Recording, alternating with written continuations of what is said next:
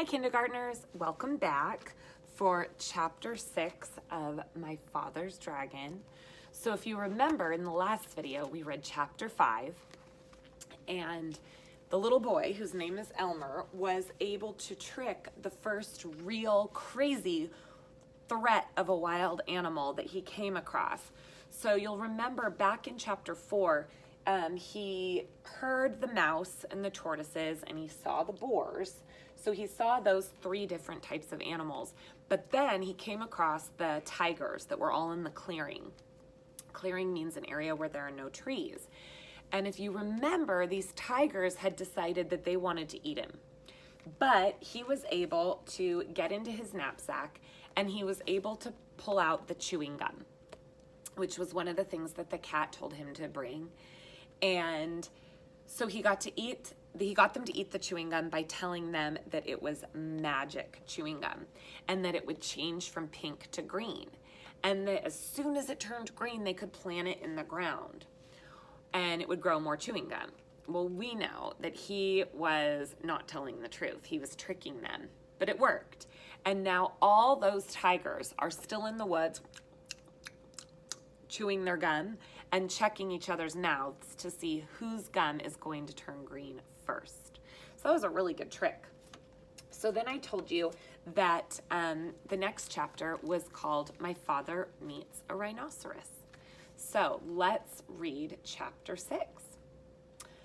My father soon found a trail leading away from the clearing. All sorts of animals might be using it too, but he decided to follow the trail no matter what he met because it might lead him to the baby dragon. He kept a sharp lookout in front and behind as he went on. Just as he was feeling quite safe, he came around a curve right behind the 2 wild boars. One of them was saying to the other, "Did you know that tortoises thought they saw Monkey carrying his sick grandmother to the doctor's last night? But Monkey's grandmother died a week ago, so they must have seen something else. I wonder what it was." "I told you, there's an invasion," said the other boar, "and I intend to find out what it is. I simply can't stand invasions." So these boars really think something fishy's going on the island. That means they think something is happening. So they have some clues to it. "Me neither," said a tiny little voice. "I mean, me neither." And my father knew that the mouse was with the boars. So there they are. And remember, they already thought something was up. They thought somebody had come onto their island. They're right. "Well," said the first boar, "you search the trail up this way to the dragon. And I'll go back down the other way through the big clearing. And we'll send Mouse to watch the ocean rocks in case the invasion should decide to go away before we find it." My father hid behind a mahogany tree just in time, and the first boar walked right past him.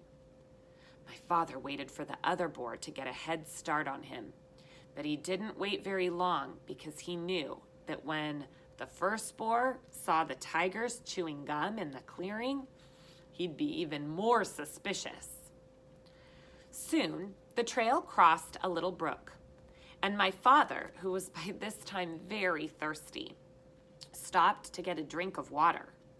He still had on his rubber boots, so he waded into the little pool of water and was stooping down when something quite sharp picked him up by the seat of his pants and shook him very hard. "Don't you know? This is my private weeping pool," said a deep, angry voice. My father couldn't see who was talking because he was hanging in the air right over the pool. But he said, "No, I'm so sorry. I didn't know that everybody had a private weeping pool." Now, we learned the word weep at the very beginning of the story, if you remember. Weep means to cry. So This wild animal, who you see in this picture, which is a rhinoceros, is telling the little boy that this is his own private weeping pool. So that must mean a pool that he comes to when he wants to cry. And private means it's not for anybody else. "Everybody doesn't have a private weeping pool," said the angry voice. "But I do, because I have such a big thing to weep about. And I drown anybody I find using my private weeping pool." With that, the animal tossed my father up and down over the water. "What is it that you weep about so much?" asked my father, trying to get his breath as the rhino tossed him up in the air. And he thought about all of the different things that he had in his pack. Let's see what he's going to use this time. "Oh, I have many things to weep about, but the biggest thing is the color of my tusk."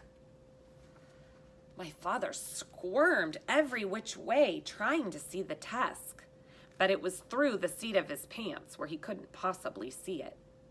"When I was a young rhinoceros, why, my tusk was pearly white," said the animal. And then my father realized he was hanging by the seat of his pants from a rhinoceros tusk. "But in my old age, it's turned a nasty yellow gray, and it's very ugly. And you see, everything else about me is ugly. But when I had a beautiful tusk, I didn't worry so much about the rest. Now my tusk is ugly too, and I can't sleep at night thinking about how ugly I am. And I just weep all the time. But why should I be telling you these things? I caught you using my pool, and now I'm going to drown you." So he's upset about how dirty his tusk is. And remember, the only things that the little boy has are the things in his knapsack. So I want you to think for a second. What could he give the rhinoceros to help get his tusk pearly white? Do you have an idea? Okay. "Oh, hey, wait a minute, rhinoceros," said my father. "I have some things that will make your tusk all white and beautiful again. Just let me down and I'll give them to you." The rhinoceros said, "You do? Oh, I can hardly believe it. Why, I'm so excited." He put my father down and he danced around in a little circle while my father got out the tube of toothpaste and the toothbrush. Is that what you were thinking? Now, said my father, "just move your tusk a little nearer, please, and I'll show you how to begin." My father wet the brush in the pool, squeezed on a little dab of toothpaste, and scrubbed very hard in one tiny spot on the rhinoceros's tusk. Then he told the rhinoceros to wash it off in his pool. And when the pool was calm again, he told the rhinoceros to look in the water and see just how sparkling white the little spot was. It was hard to see in the dim light of the jungle, but sure enough, the spot on his tusk shone pearly white, just like new. The rhinoceros was so pleased that he grabbed the toothbrush and began scrubbing his tusk violently, forgetting all about my father. Just then, my father heard hoofsteps, and he jumped behind the rhinoceros. It was the boar coming back from the big clearing where the tigers were still chewing their gum. The boar looked at the rhinoceros and at the toothbrush and at the tube of toothpaste, and then he scratched his ear on a tree. "Tell me, rhinoceros, where did you get that tube of toothpaste and that toothbrush?" "I'm too busy," said the rhinoceros, and he went on brushing his tusk as hard as he could. The boar sniffed angrily and trotted down the trail towards the dragon, muttering to himself, "Oh, this is very suspicious. Tigers are too busy chewing gum, and Rhinoceros is too busy brushing his tusk. I must get hold of that invasion. I don't like it one bit, not one bit. It's upsetting everybody terribly. I wonder what it's doing here anyway." And that's the end of chapter 6. So before I tell you what the name of chapter 7 is, let's see what we can mark off on first our map.